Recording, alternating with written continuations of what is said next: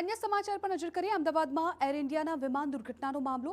AIB supreme court में सोगंदनामું। विमान दुर्घटना पुरावाओं जाहिर करी शकाय नहीं तेवुं एआईबी कहेवुं छे।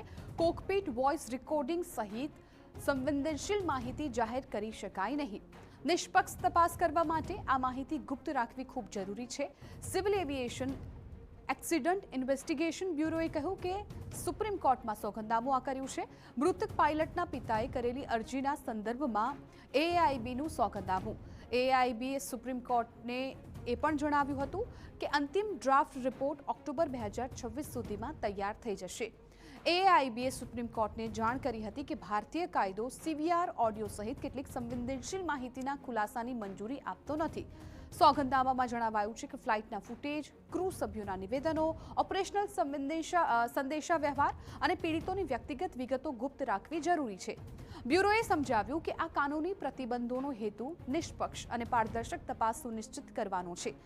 એઆઈબીએ મૃતક પાયલટના પિતા પુષ્કર રાજ સભરવાલ દ્વારા રજૂ કરાયેલી અરજીના જવાબમાં આ સોગંદનામું દાખલ કર્યું હતું।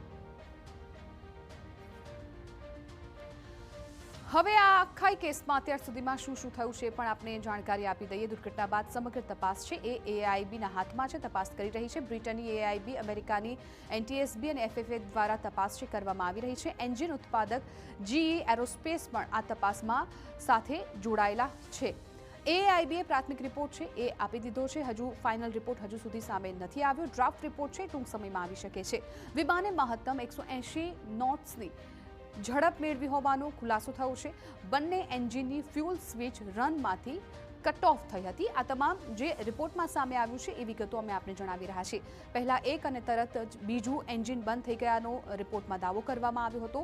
એકાએક વિમાનની ઝડપ તેમજ ઊંચાઈ બંને ઝડપથી ઘટી હોવાની પણ ક્યાંક તપાસમાં માહિતી સામે આવી હતી। હવે આખી પ્લેન ક્રેશની જે ટાઈમલાઈન છે આપ જુઓ। બપોરે 1:30 વાગે પ્લેન રનવે પર હતું। બપોરે 1:37 વાગે પ્લેન છે એ ટેક ઓફ થયું હતું અને ત્યારબાદ થોડી જ સેકન્ડ્સમાં બપોરે 1:38 વાગે પ્લેન રનવેના છેલ્લા ભાગથી ટેક ઓફ થયાના દ્રશ્યો પણ સામે આવ્યા હતા અને બપોરે 1:39 વાગે 625 ફૂટની ઊંચાઈએ પ્લેને સિગ્નલ ગુમાવ્યું હતું અને બપોરે 1:39 વાગે મેડે કોલ કરવામાં પણ આવ્યો હતો જે તપાસમાં માહિતી સામે આવી હતી। બપોરે 1:40 વાગે આઈજીબી કમ્પાઉન્ડમાં પ્લેન ક્રેશ થયું હતું।